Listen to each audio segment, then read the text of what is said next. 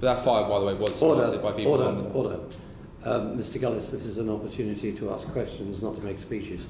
I've got to try and accommodate as many members as possible. If there's time, I will come back to you. Thank you, Mr. Gill. What a bell tap. What a bell tap indeed. And hello, and I do hope you're all well. Yes, we all recognise this complete bell tap from Stoke North. Yes, it's all-round thug, Conservative MP Jonathan Gullis.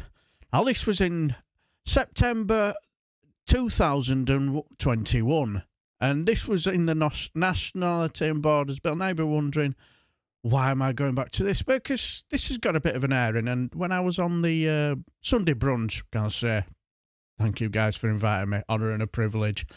Felt so honoured and a little bit inadequate, but you know, I did enjoy it, enjoyed the banter and enjoyed listening to the experts. But anyway, this was about the Nationality and Borders Bill, and in this meeting, the witness was John Featonby. Sorry if I've not pronounced that right, but he's in charge of the policy and advocacy and manager for refugees and asylum and the British Red Cross.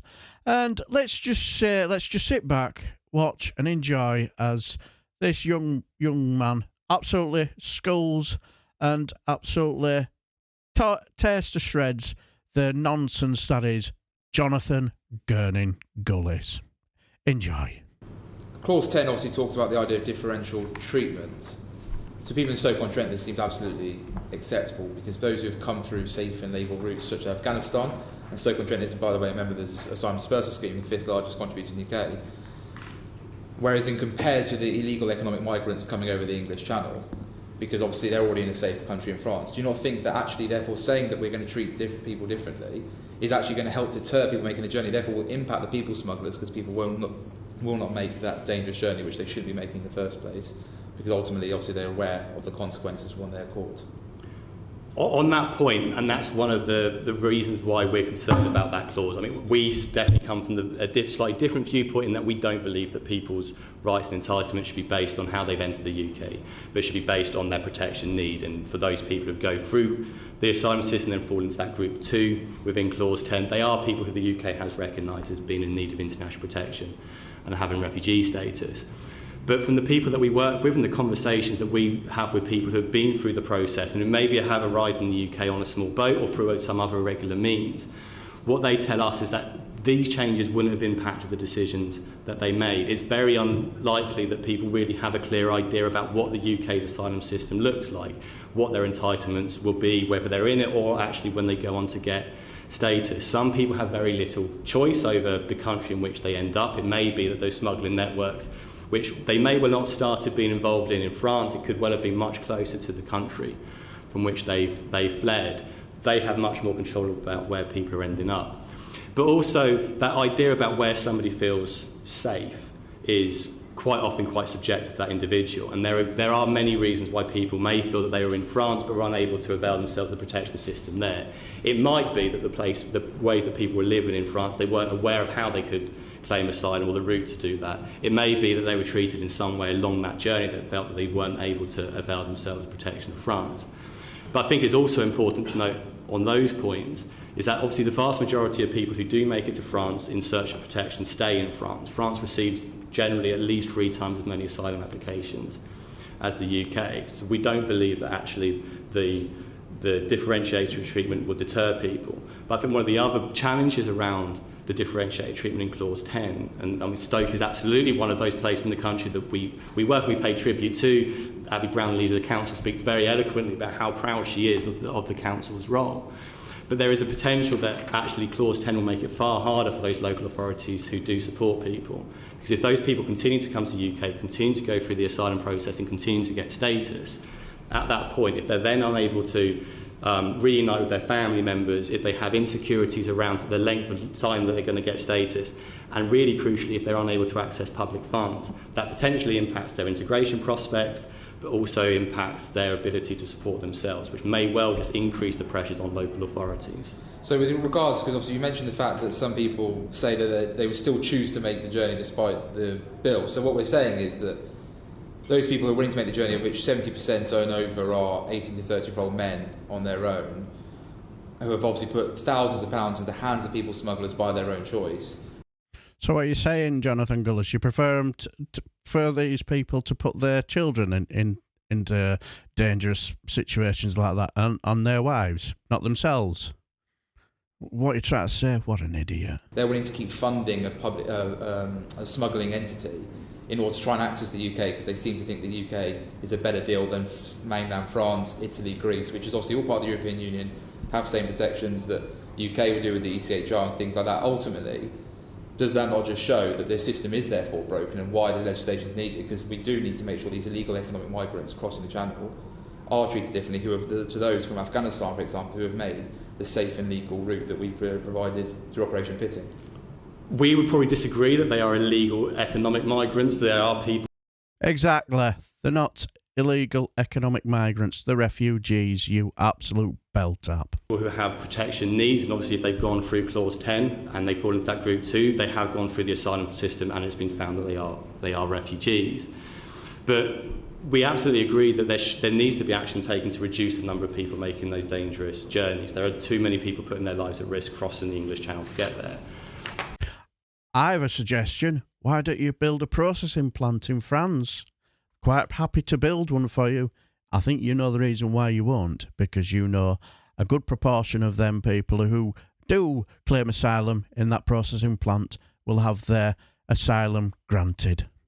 Don't you, Mr. Gullis? Our concern is that we don't believe the provisions within this bill will do that, will deter that, and actually part of the way that the government would be better off approaching this is by increasing some of those safe avenues for people. And Afghanistan is a good case in point, I think, as well, because obviously we do now have the Afghan resettlement scheme alongside the relocation programmes as well, and we've been working with families as they arrive at airports and hotels across the country and see the relief and the joy that those families feel. But that's only ever going to go so far in terms of meeting the needs and the number of people who are likely to be displaced from somewhere like Afghanistan or any other refugee-producing situation in the world. And so as far as those go, there will always be people who take those irregular journeys in order to reach safety. And so from the Red Cross's point of view, it's then absolutely paramount that for those people, they are treated with the dignity and respect that they also deserve because of their protection needs. And then also then to help to actually rebuild their lives and enjoy that protection if they get that in the UK or anywhere else in the world. Well, the issue is we have people illegally entering the country in record numbers via the English Channel. These are illegal economic migrants because they are able to claim... Do you have any evidence of that, Mr. Gurning Gullis? No, probably not. ...refuge in a safe place like France. It's not war-torn in France. They are safe over there. And also, what's that got to do with sucking eggs, Jonathan Gullis? Ultimately, that this is therefore putting huge pressure on cities like Stoke-on-Trent, who do step up to the plate. I do hope local authorities in places like Scotland... What do you want, a medal? ...step up. I know Glasgow does their bit, but sadly others don't. So I hope to see other areas actually take part in the asylum dispersal scheme. But more importantly, you obviously talked about the pressure therefore on local authorities with the fact that Clause 10 potentially would pose, in your opinion. Well, the issue we have here is with the housing, and obviously someone like Stoke-on-Trent has lower than average house prices, so I do feel that Stoke-on-Trent does get taken advantage of for that compared to other parts, and obviously it has actually lodged to pause itself in the asylum dispersal scheme until other areas step up. So therefore, doesn't it make sense that we would provide good quality accommodation? And I think Napier Barracks was fantastic accommodation, provided safety and shelter. Napier Barracks, is that the reason why the army didn't use them anymore? Because they weren't fit for human habitant. I'll get my words out. Is that the Napier Barracks you're on about? Had hot running water, sanitation, had food provided. Yoga, I think, was even provided at its facility as well. So we have Napier Barracks and others like that we can use.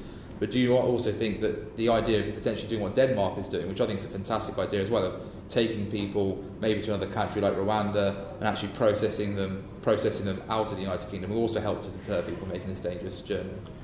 On the point around asylum accommodation, we absolutely recognise the pressure that local authorities are under. And part of our concern around the bill is that there's nothing in here that we think will actually encourage more local authorities to take part in dispersal, and we don't think it will reduce the number of people entering the asylum system.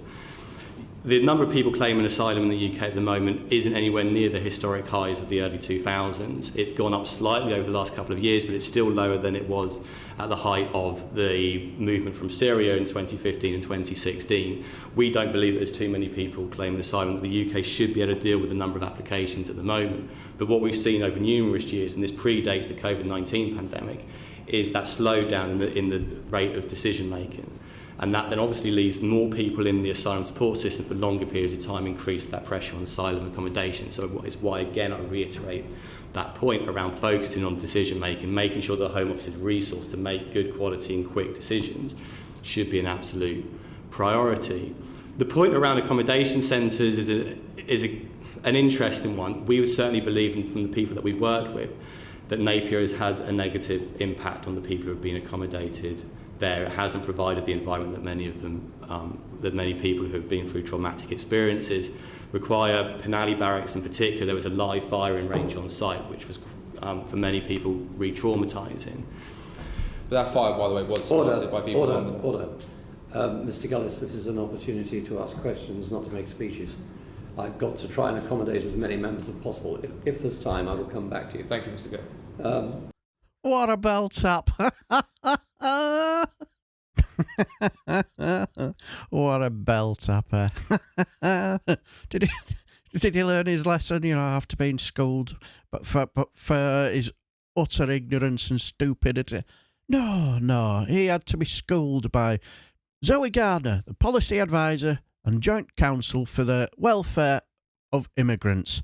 And let's just say he got absolutely schooled with facts and evidence, with his nonsense about them being economic migrants and this and that. They're the first safe country, and she just put him to the sword. For one then, Chair, which is, if these people in Calais are legitimate refugees, why are they not claiming asylum in France, Italy, Spain or Greece? Why do they need to come to the United Kingdom?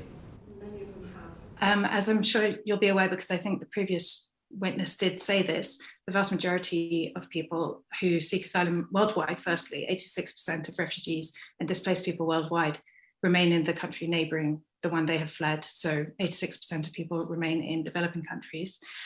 France received 3 times as many asylum applications as we did last year. Most people stop as soon as they feel safe.